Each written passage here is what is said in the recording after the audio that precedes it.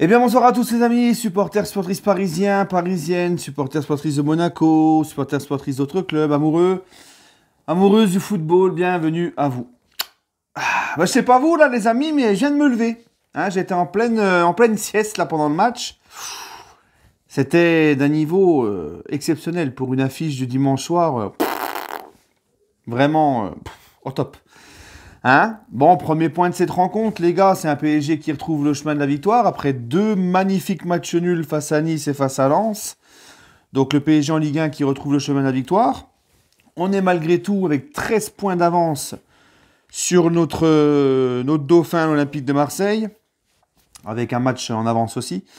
Donc on a de l'avance, on est bien, on est tranquille. Mais mon autre point de cette rencontre, les gars, c'est que certes on gagne, mais pour moi la victoire n'est vraiment pas méritée. Hein, les deux équipes ont proposé vraiment un vrai bousitron. Ce match était un vrai bousitron, de la merde en boîte. C'était, là je fais le débrief, c'est toujours pareil. Hein, alors que ça soit côté PSG ou côté Monaco, beaucoup d'erreurs techniques. Monaco, tu as l'impression qu'ils sont venus là pour juste pour kiffer et se promener. Monaco, pourtant, c'était vraiment pas un PSG de luxe ce soir. Hein, mais les Monégasques, je les ai trouvés, voilà, on dirait qu'ils n'ont pas su profiter de la bête blessée qu'est le PSG. Bon, tant mieux pour nous, hein. Mais franchement, on ne mérite pas la victoire. Hein. Franchement, personnellement, un bon vieux match nul cramoisi 0-0, ça aurait plu à tout le monde et on rentre à la maison, quoi. Parce que ça soit PSG ou Monaco, 0. Bon, maintenant, on va se concentrer sur notre équipe. On peut dire merci aux Monégasques pour leurs deux erreurs. Penalty, pour moi, indiscutable. Il y a contact.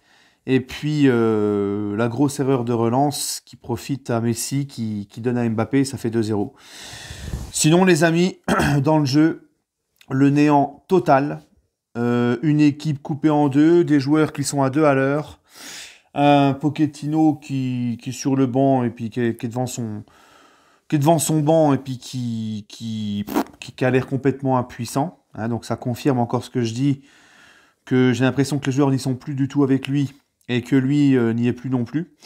Ce qui ne m'étonnerait pas et ce qui appuie encore toujours, enfin, l'avis que j'ai, le sentiment que j'ai depuis un certain temps, c'est que Pochettino, ça sera terminé à la trêve hivernale. C'est le ressenti que j'ai. Parce que là, la question que je vous pose, les amis, c'est que demain, hein, il y a le tirage au sort de la Ligue des Champions. Notre adversaire, on va le connaître demain en 8e. Puis il y a des gros poissons. Hein, on fera une vidéo demain pour débriefer le tirage, pour débriefer l'adversaire. Mais franchement, les gars, peu importe l'adversaire, je pense que si Paris ne monte pas en puissance, ça va être vite en 8e. Les 8e, on les passe pas, les gars. Hein, et là, la question que je vous pose, c'est qu'on est quasiment à la trêve hivernale. Il reste deux matchs, un match de coupe et la 19e journée face à Lorient, sans Verratti et Mbappé, ça va être beau. Je vous pose la question, on ne monte toujours pas en puissance. Hein, on n'est même pas en montée en puissance, on est en montée en cuisance. On est cuit complètement. Hein, plus les matchs passent, plus c'est pire en pire. Alors oui, c'était bien, on a vu un peu mieux, un peu plus de jeu, un peu mieux face à Bruges, mais comme je vous l'ai dit, Bruges, ils ont laissé beaucoup d'espace. Bruges, ils nous pressaient même pas, c'était encore pire que Monaco. Voilà, donc on ne monte pas en puissance, dans le jeu, il n'y a rien. Pourtant, la compo, elle était bonne. J'ai bien aimé cette compo. Pochettino a reconduit le même système et la même équipe que contre Bruges. D'accord ? Il est resté, voilà, il a juste changé Bernat par Mendes parce que Mendes est blessé. Et puis Bernat, il n'a pas débuté contre Bruges puisqu'il ne figure pas sur la liste de la Ligue des Champions. Mais sinon, mis à part Bernat, c'était vraiment la même composition d'équipe que face à Bruges. Donc ça, c'était bien.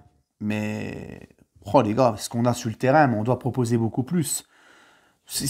Franchement, les amis, mais c'est une honte, c'est un scandale ce qu'on propose. Avec les joueurs qu'on a, l'investissement qu'on a mis, l'équipe qu'on a, c'est un scandale de proposer ça. Je me suis fait chier plus que jamais, même sous l'ère Tuchel, et vous savez à quel point ce que j'en pense de Tuchel, et que moi je ne fais pas partie de ceux qui le regrettent et le pleurent, mais même sous Tuchel, on ne se faisait pas chier à ce point-là. Et Dieu sait que sous Tuchel, moi je me suis fait chier quand même.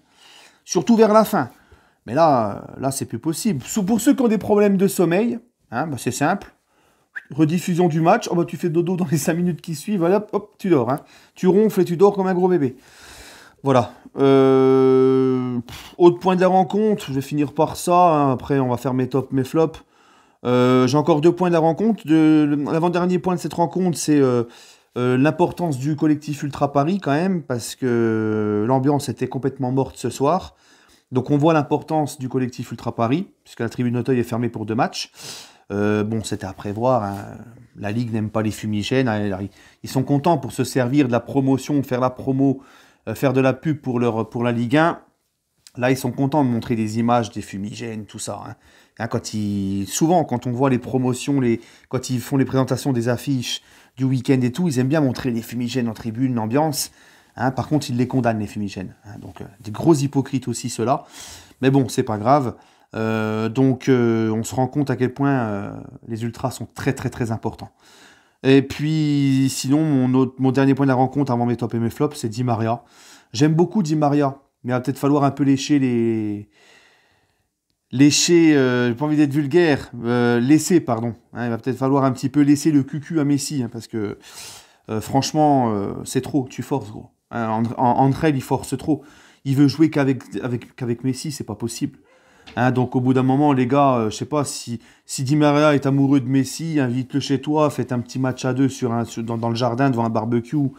Mais n'oublie pas que t'as encore, avec Messi, t'as 9 autres coéquipiers, quoi. Hein, qu'il y a 8 autres joueurs de champ avec toi. Hein, vous êtes 10 joueurs de champ, il y a toi, il y a Messi, il y en a 8 autres. Donc non, parce que c'est flagrant et c'est du forcing là.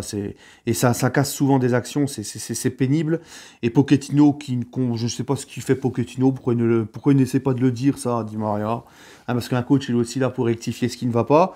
Il a enfin compris le poche par contre que Diallo, quand Bernat s'est blessé, il a enfin compris qu'il fallait mettre Kehrer dans l'axe et non pas latéral gauche et glisser Diallo à gauche. Ça, il l'a au moins noté, il l'a au moins compris. On progresse sur ce point-là. Hein? Et puis sinon, mes tops, mes flops, les amis, en top, j'ai envie d'être Marquinhos, qui a été très bon derrière. Hein, toujours à son habitude, Marquinhos. De toute façon, il n'est jamais très rarement décevant. Il a fait son match comme d'hab. Mbappé pour son doublé. Ah oui, Mbappé. Hein, et puis mon autre top, pour en mettre un troisième, j'ai bien aimé Donnarumma aussi. Pardon. J'ai bien aimé Donnarumma, qui a eu quelques arrêts à faire, mais qui les a fait proprement, qui a fait son boulot, et voilà. Sinon, en flop Di Maria, hein, qui recherche trop Messi. Et puis, en flop, comment il s'appelle, Wijnaldum, qui, vu le niveau de ce joueur, hein, le niveau de ce joueur, normalement, on le connaît, méconnaissable ce soir. Là, il n'a rien apporté du tout, rien montré. Et puis voilà. Voilà. Nos latéraux qui n'apportent pas assez sur les côtés, mais ils sont très peu servis. Combien de fois Hakimi fait des appels, il n'est pas servi. Bon, hein, on est très très loin de progresser, c'est même inquiétant pour la suite. Et puis il faut pas croire au miracle, les amis, c'est pas parce qu'on va aller en vacances, hein, que les mecs vont venir en janvier que ça va tout changer. Hein. Non, c'est pas comme ça que ça changera. C'est pas juste des vacances qui vont faire que... Hein. Voilà, bon écoutez les amis, je vais vous laisser. Et puis je vais finir la nuit que j'ai commencé tout à l'heure pendant le match là. Et puis prenez soin de vous les amis et allez Paris.